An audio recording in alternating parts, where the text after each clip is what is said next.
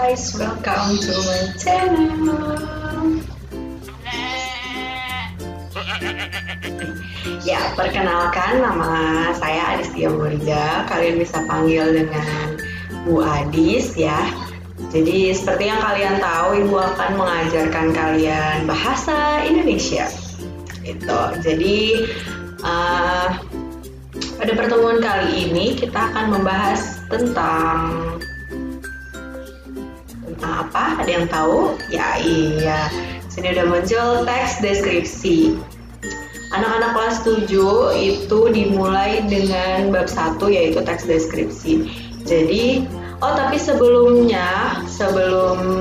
kita mulai, kalian jangan lupa subscribe, like, dan komen di bawah ini ya. Komen dengan nama dan kelas kalian gitu. Terus juga videonya jangan sampai di skip. Ingat, jangan sampai di skip biar kalian paham gitu ya. Kalau bisa sih nontonnya nggak cuma sekali gitu. Oke, kita mulai aja. Untuk teks deskripsi ini, nah kata deskripsi itu sendiri artinya adalah menggambarkan atau melukiskan sesuatu gitu. Deskripsi, menggambarkan atau melukiskan gitu ya. Bukan gambar yang kalian gambar pakai pensil warna gitu ya, bukan.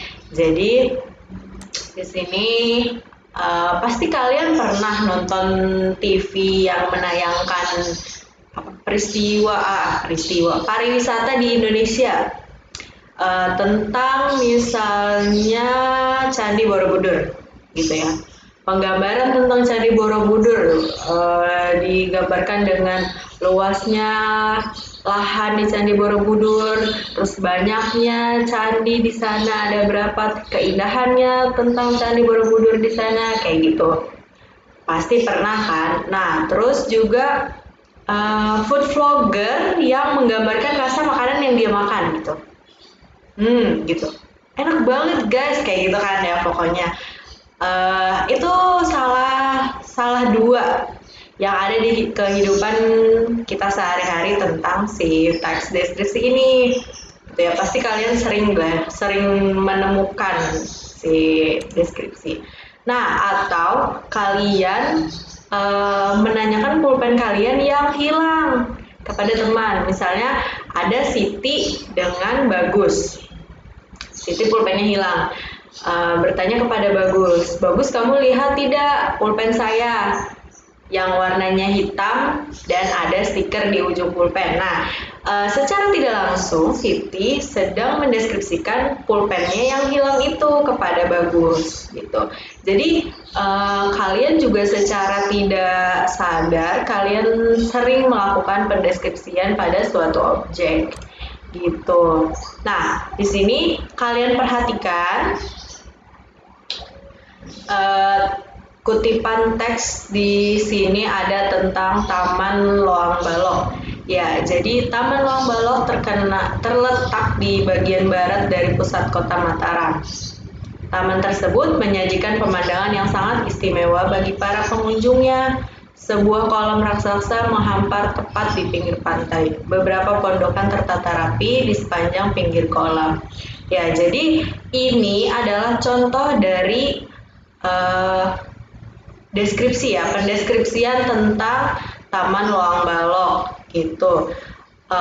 Di sini ada menyajikan pemandangan yang sangat istimewa gitu kan.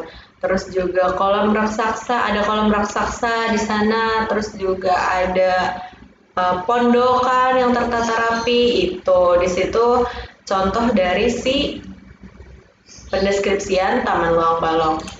Ya, jadi dapat kita tarik kesimpulan bahwa pengertian teks deskripsi adalah teks yang menggambarkan atau melukiskan sesuatu objek, melukiskan suatu objek secara terperinci. Jadi terperinci itu benar-benar sedetail mungkin gitu ya, kalian menggambarkannya gitu. Sampai hal yang paling kecil aja tuh disebutkan di dalam teks deskripsi. Nah, di sini meliputi apa yang dilihat, didengar, dan dirasakan dari sudut pandang si penulis. Jadi, ini sifatnya subjektif. Nah, seolah-olah pembaca pembaca dapat melihat, mendengar, dan merasakan apa yang sedang digambarkan tersebut. Jadi seperti si teks Loang Balok yang tadi, teks yang ini, Taman Loang Balok, kan di sini ada penggambaran teks, penggambaran tentang Loang Balok seolah-olah kita pernah ke sana gitu ya. Ada kolam raksasa, kita dapat membayangkannya, lalu ada beberapa pondokan tertata rapi, itu seolah-olah kita dapat melihat atau seolah-olah kita pernah ke sana, seperti itu. Nah, selanjutnya tujuan dari penulisan teks deskripsi jelas, tujuannya yaitu menggambarkan atau memerinci objek dari sudut pandang penulis gitu, agar pembaca seakan-akan atau seolah-olah melihat, mendengar, merasakannya sendiri dari objek yang digambarkan tersebut gitu. Jadi contoh lain misalnya tentang keindahan pantai Parangtritis gitu, atau kucingku yang bernama kucingku yang bernama Kicil misalnya gitu ya. Jadi kucingnya berwarna putih dengan corak kekuningan seperti itu. Ya, di sini selanjutnya ada hal-hal yang dapat dideskripsikan. Ada benda itu jelas ya tadi. Misalnya kursi, pulpen, atau dan lain-lain. Orang juga bisa, misalnya kalian mendeskripsikan ayah atau ibu kalian yang tegar, yang pintar masak, yang cantik, yang bijaksana, dan lain-lain. Terus tempat tadi yang menggambarkan si Taman Loang Balok. Lalu suasana misalnya kalian menonton film horor, suasananya menegangkan. Nah, di situ kalian bisa deskripsikan atau keadaan lainnya gitu ya. Lalu selanjutnya di sini ada ciri objek. Ciri objek itu berarti apa yang kita deskripsikan ya kalau ciri objek. Jadi objek itu ya si bendanya atau orang atau sesuatu yang kita gambarkan. Jadi objek yang digambarkan dalam teks deskripsi bersifat khusus yang kemungkinan berbeda dengan objek lain. Jadi dia tuh khusus, beda sendiri gitu. Atau bersifat pendapat personal atau subjektif ya. Bersifatnya subjektif. Itu. Selanjutnya, di sini ada ciri isi. Kalau yang tadi ciri objek, tentang objeknya ya, tentang objek yang digambarkan, kalau ini isi teksnya. Jadi si isi teksnya itu diperinci menjadi perincian bagian-bagian objek. Jadi dari isinya itu dari misalnya yang tadi kucingku yang bernama Kicil, berat badannya sekian, terus juga warna bulunya lebat, berkaki 4, kukunya tidak tajam karena sering dipotongin setiap hari kayak gitu misalnya ya. Nah, itu ciri isinya menjadi perincian bagian-bagiannya. Jadi bagian-bagian dari si objek yang akan kita gambarkan. Selanjutnya, yang kedua ada isi teks deskripsi. Ini masih yang ciri isi ya, menggambarkan secara konkret. Konkret itu jelas, nyata, menggambarkan wisata, misalnya wisata yang indah, dikonkretkan indahnya seperti apa, indahnya seperti misalnya keindahan alam yang menakjubkan gitu, pokoknya secara konkret ya kata-katanya. Sehingga teks deskripsi banyak menggunakan kata khusus untuk penggambaran objek tersebut gitu. Selanjutnya, nah di sini ada